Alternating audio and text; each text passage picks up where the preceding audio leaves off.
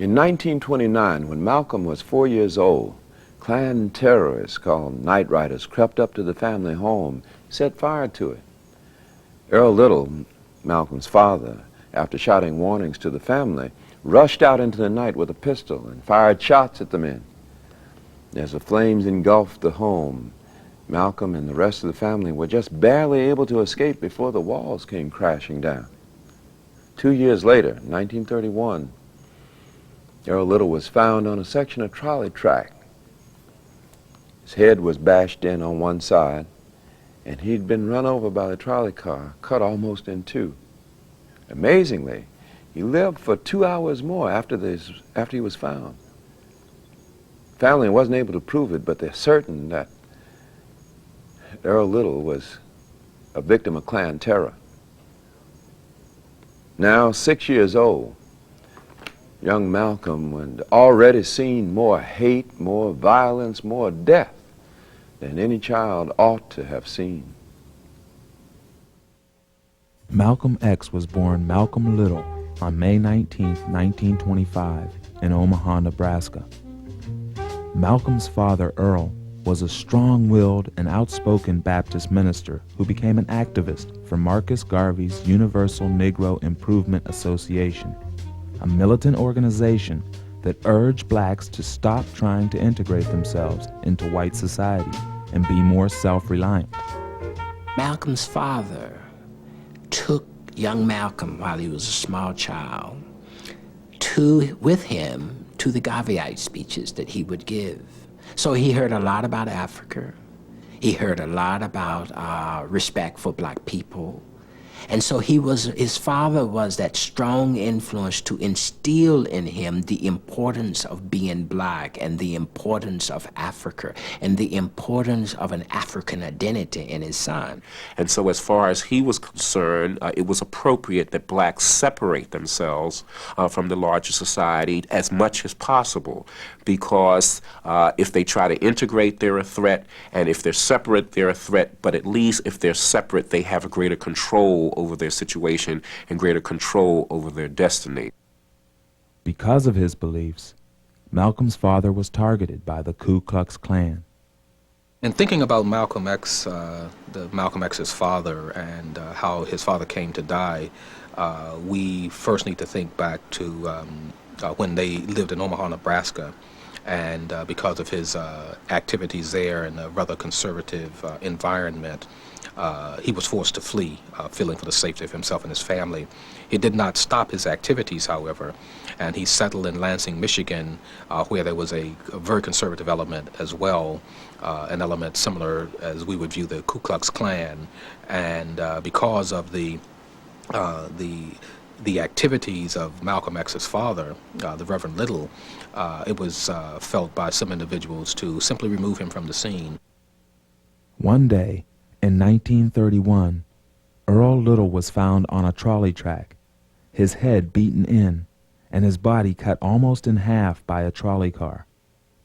Malcolm himself suffered repeated attacks by white children in school. These early experiences in his schooling, in his interactions with whites, resulted in his generally held belief that whites would not tolerate blacks who in any way challenged their view of what blacks should be able to do. As Malcolm got older, he turned to criminal acts. Local authorities maintained his mother could no longer control him. He was sent to a foster home, and his mother was committed to a mental hospital. At 13, Malcolm was expelled from school and placed in a juvenile detention center in Mason, Michigan, before being sent on to reform school. Befriending the center's directors, Malcolm had the opportunity to attend Mason's junior high school. This was the last formal education he would receive. Of course, Malcolm's formal education ended at the 8th grade, when one of his teachers told him that he could not become a lawyer and that carpentry was a better goal for him because being black, being a nigger, trying to be a lawyer was not a realistic option for Malcolm. And because that had such a strong impact on Malcolm when he was young, in the 8th grade, he dropped out of school. In the spring of 1939, Malcolm received a letter from his half-sister Ella. She had secured an agreement from the Michigan Welfare Department for Malcolm's change of residence. Soon after his 15th birthday, Malcolm boarded a bus for the ride to Boston. With the help of a new friend, he found a job as a shoeshine at the Roseland State Ballroom. Here he got to listen to some of the best jazz bands in the country, among them Benny Goodman. The excitement and danger of life in the black ghettos of Roxbury exercised an irresistible pull on Malcolm. He became more involved with drugs, drinking, and gambling. Malcolm made his first trip to Harlem in 1941. After lying about his age, he got a job selling sandwiches on a passenger train that made daily runs between Boston and New York. Malcolm was mesmerized by Harlem. He soon moved there and rented a room in a Harlem boarding house. At age 17, he began working as a waiter at Small's Paradise, a meeting place for members of the Harlem underworld. No longer interested in a legitimate job, Malcolm began dealing in drugs and prostitutes. But his career as a hustler ended in 1945 after police broke up a burglary ring he had organized in Boston. A judge sentenced him to a 10-year prison term. When Malcolm entered Boston's Charleston State Prison in February 1946, he was only 20 years old. In prison, Malcolm was often placed in solitary confinement because of loud temper tantrums and destructive behavior. He was desperate for any means to escape his hatred of himself and the world. He began to change himself shortly after he met an older prisoner named Bimby. Following Bimby's advice, Malcolm began attending classes in prison to imitate the wise, older man. And so Malcolm began to educate himself so as to imitate this prison figure who impressed him so much, being able to be so articulate. And what Malcolm does is start reading in prison. And he read almost all the books that were in prison. So he disciplined himself by reading. And he used the prison to his advantage. He educated himself in prison. He reformed himself. So he came out of prison a better person than when he went in there, which is exactly what you're supposed to use the prison for, is to reform yourself. Slowly, he transformed himself from a self-centered hustler into a socially conscious black militant. Malcolm was transferred to a more modern facility in Norfolk, Massachusetts. Here he was encouraged by his brother Reginald to learn about the Nation of Islam. The Nation of Islam was really an organization and a religion. It was a version of Islam that preached black self-determination and also black separatism. And the organization itself was interested in recruiting those individuals within the black community who were unable to be successful in the roads of advancement that were available to blacks at that time. Elijah Muhammad had become the leader of the Nation of Islam after the group's founder, W.D. Fard, disappeared in 1934. Muhammad preached that blacks were superior to whites and would soon be the rulers of the earth. With its message of racial pride and devotion to Allah, the Nation of Islam hoped to persuade blacks to build a separate society free from the control of whites. The more Malcolm learned about Islam, the more focused he felt. It took Malcolm 25 attempts to write a letter to Muhammad that expressed how he felt about the nation. Muhammad answered him promptly, welcoming him to the knowledge of Islam. The Nation of Islam gave the letter X largely because they claimed that the last name of all black people was derived from their slave masters during the time of slavery. Malcolm became Malcolm X, and he dropped the name of Little, which was his father's name, but which Malcolm claimed was derived from a white slave owner who enslaved the Little family on his side. The improvement in Malcolm X's character after his conversion to the nation was duly noted by prison authorities. In August of 1952, at age 27, he was released from the penitentiary. Shortly after returning to Michigan, Malcolm had his first meeting with Elijah Muhammad. Muhammad sensed Malcolm's dynamism and agreed with his observation that more effective recruiting was needed. Within a few months, Malcolm single-handedly tripled the membership of the nation. His initial success took place in the black slums of Detroit. He combined passion and persistence in his missionary trips into the crowded tenements of the ghettos. Malcolm was a very passionate, intense, committed man. Anything Malcolm gave himself to, it was always 100%. There was no in-between for Malcolm. It was total commitment for him. In 1953, Muhammad gave Malcolm X his first major assignment: organize a temple in Boston. He began preaching in the living rooms of fellow Muslims, but within months had organized a thriving Nation of Islam community. In June 1954, as a reward for his hard work, Malcolm X was appointed to head Temple No. 7 in New York City. The nation's growth in the 1950s occurred at a time when enormous changes seemed to be in store for race relations in the United States. While Malcolm X was delivering his black separatist message to audiences in the ghettos, a young minister named Martin Luther King Jr. was leading a boycott of segregated buses in Montgomery, Alabama. We, the Negro citizens of Montgomery, have been involved in a non-violent protest against the injustices which we have experienced on the buses for a number of years. This is a non-violent protest. We are depending on moral and spiritual forces, using the method of passive resistance. The civil rights marchers won much praise for their courageous fight for racial integration, but not from Malcolm X. He had nothing but contempt for their goals and tactics. He called for blacks to defend themselves when attacked, bullet for bullet if necessary. Malcolm X was in the streets of Harlem in 1964 telling people, don't go out here and get yourself killed.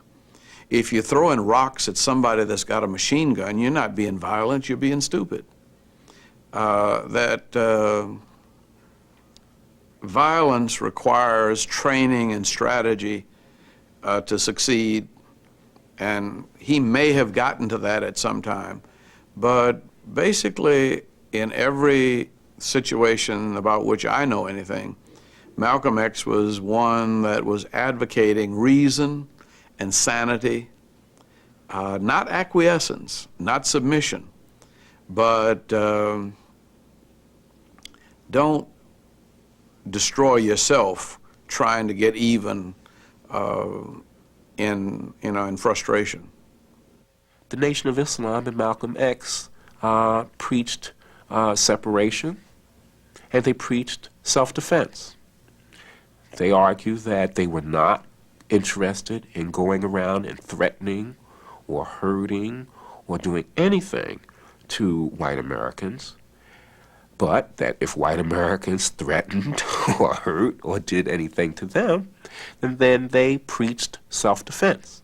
Now, the truth of it was Malcolm X did believe in nonviolence. He was one of the most sensitive, loving people I've ever known. I doubt that he ever lost his temper, with any of the people around him. He was a rather gentle man, but he was a very strong man who who adopted this strategy because he thought that it would work. Malcolm's voice was becoming the most feared and loved in Harlem, but he knew there was a much larger theater to play. Do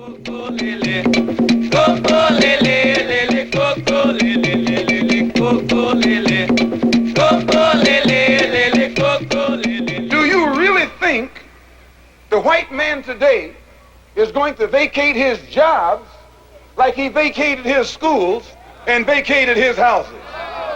Whereas the white man could cut out and leave you the house or cut out and leave you the school, the white man just can't cut out and leave you that job. So you're going to have trouble. At the age of 34, Malcolm emerged as an extremely important figure in the Nation of Islam's affairs. He toured Africa as the organization's ambassador and established relations with Muslim groups in Egypt and other countries on the African continent. His strategy was for the African American community to gain a kind of autonomous power in which they would link themselves not simply with the white community and try to be accepted by the white community and gain respect, but rather go another route, to link themselves primarily with the African and third world colored communities of the world and see themselves as a part of that community and thereby gain respect by seeing yourself as a part of a world's majority and not simply as a part of a small minority of black people in the United States. To further publicize the nation's views, Malcolm published a newspaper, Muhammad Speaks, in the basement of his home. It eventually had a circulation of more than 500,000. In 1958, Malcolm X married Betty X, later known as Betty Shabazz, a nurse and teacher at the nation's New York Temple. Their first child, Attila, was born later that year, and they eventually had 5 more daughters. In 1962, with Elijah Muhammad plagued by poor health, Malcolm X was appointed the national minister of the Nation of Islam. His appointment, however, aroused the jealousy of other black Muslims, and Malcolm X soon began to suspect his rivals were turning Muhammad against him. Malcolm's greatest hope was to foster a black revolution. His radical solutions for curing America's racial problems drew charges from his critics that he was a dangerous extremist. It says that your kingdom is divided. It says that your days are numbered. It says that your time is up. And you've been found wanting. Something is missing. You haven't done the right thing by my people. And because you haven't done the right thing by my people, now I got to do the right thing by you. Your kingdom has got to go. In August 1963, 200,000 civil rights activists, led by Dr. Martin Luther King Jr., gathered in the nation's capital for a demonstration known as the March on Washington. Malcolm X denounced this celebration of racial understanding as the farce on Washington and charged that it diverted attention from America's desperate racial problems. The media portrayed King and X as diametrically opposed leaders of the black activist movement. Outwardly, they waged an often bitter contest for the loyalties of black Americans. Malcolm X sharply criticized King's nonviolent protest tactics and his support for integration. King openly disapproved of Malcolm's methods. I would like for all of us to believe in nonviolence, but I'm here to say tonight that if every Negro in the United States turns against nonviolence, I'm going to stand up as a lone voice and say this is the wrong way. Malcolm X's troubles soon grew. On November 22, 1963, President John F. Kennedy was assassinated in Dallas, Texas, and the entire nation deeply mourned the loss of its popular leader. In discussing the tragedy, Malcolm suggested that whites were being repaid for establishing a climate of violence in America. The comment created an uproar in the United States, and Malcolm was suspended from the Nation of Islam for 90 days.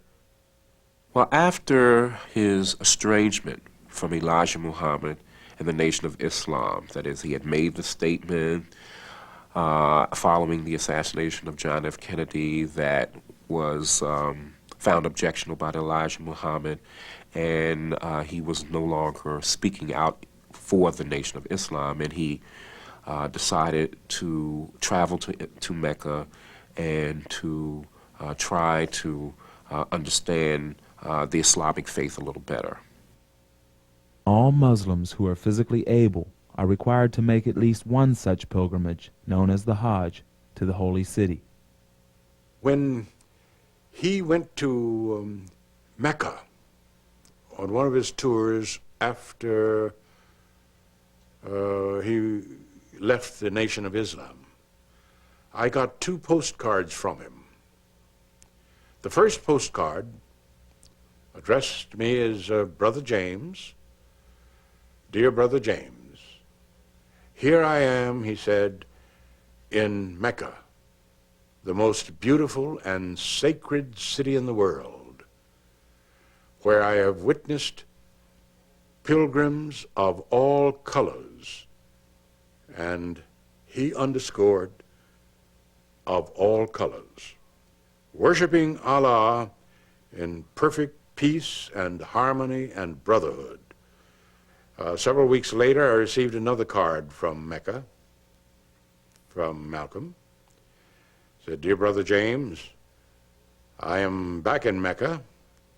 I am still traveling, trying to broaden my mind, for I've seen so much of the damage that narrow-mindedness can make of things. When I return to America, I shall devote my energies to repairing that damage. And what he found was that there were individuals who were white and who were Islamic and who were interested in him and the advancement of peoples of African descent in the United States. So the conclusion that I reached was that these people who had accepted the religion of Islam, who had accepted the existence of one God, automatically the chain reaction effect that this has, they would also have to accept the fact that everybody belongs to one family, one human family. In the future, he would judge people by their words and deeds, not by the color of their skin. Malcolm X's main goal was still to organize black Americans for a revolt against white power, but he now recognized the need to coordinate some of his efforts with other leaders of the civil rights movement. However, the movement was entering the summer of despair. Across the United States, black churches were firebombed, civil rights marchers were beaten by police, and riots erupted. He understood what we were trying to do. We understood what he was trying to do. And there was no clash or friction, but he was very candid that it wasn't good strategy for both to be saying the same thing. That Malcolm X saw himself as helping Martin Luther King by representing the possibility of a threat if Martin did not succeed. He was saying, okay, here's a nice, intelligent man who wants to achieve his will and the right thing by nonviolence. We're going to give him a chance, but if you don't listen to him, you're going to have to deal with me. The issue was not race, the issue was class, and the issue was imperialism. And I found him, as he expressed those new views in Ghana, where I was a professor, simply spectacular. The mind was an extraordinary mind, probably one of the best public figure minds of the 20th century. As the year drew to a close, Malcolm X began to fear for his safety. He felt surrounded by enemies and suspected a conspiracy was being organized against his life. He assumed that white supremacist groups and perhaps even the FBI had joined forces and were bent on intimidating him into silence. He would not let them succeed. Many people in Africa, in Ghana in particular, did not want Malcolm to come back. largely because they thought he would be killed. But Malcolm said he had to go back. Why? Because he believed he was an African American. His struggle was here. Just to stay in Africa was to deny a dimension in him which he himself could not have lived with. His message would soon reach more people than ever with the publication of the Autobiography of Malcolm X. He had been dictating it to writer Alex Haley, and he hoped the book would clarify public perception of his views and goals. On Sunday, February 21st, 1965, Malcolm X and his aides drove to the Audubon Ballroom for his regular weekly meeting with the Harlem community. As Malcolm faced the audience, he gave a traditional Muslim greeting. Suddenly, a man in the front row stood up, pulled out a sawed-off shotgun from his coat, and fired a shot into Malcolm X's chest. 2 other men rushed forward and pumped more bullets into his body. By the time he reached the hospital, Malcolm X was dead at the age of 39. At this point, I don't know that we fully understand all of the circumstances of Malcolm X's death, whether there was any involvement of, say, the FBI, which had him under surveillance, whether they helped to promote this in any kind of way, whether it was really at the direction of specific members within the Nation of Islam or what.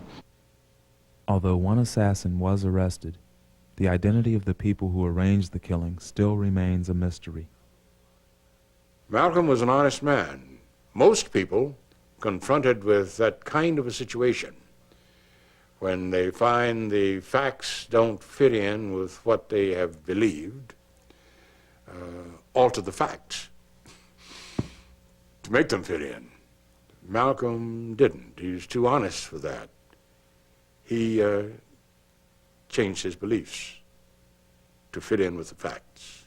So I respected him. I honored him. I loved him. Malcolm X has so much resonance today that I couldn't begin to speak of all of them. He means something for younger people that's nationalist, that's emotional, that's informed in terms of his career as a Pan-Africanist. But he also is someone who mastered the forms of black manhood in many different guises. So he mastered black manhood as getting over, he mastered black manhood as a Muslim, and he mastered black manhood as an eloquent speaker at the end of his life for brotherhood. Today, as black Muslims continue to work for black self-determination, Malcolm X is still the best remembered black militant of the 20th century. One of America's most compelling speakers, he would not let his fight for racial justice be stopped. Not by his white opponents, not by his enemies in the nation, not even by an assassin's bullet. For his powerful example of black activism continues to be felt throughout the world. In American land, the evils as well. Comes the righteous X-mob to find this.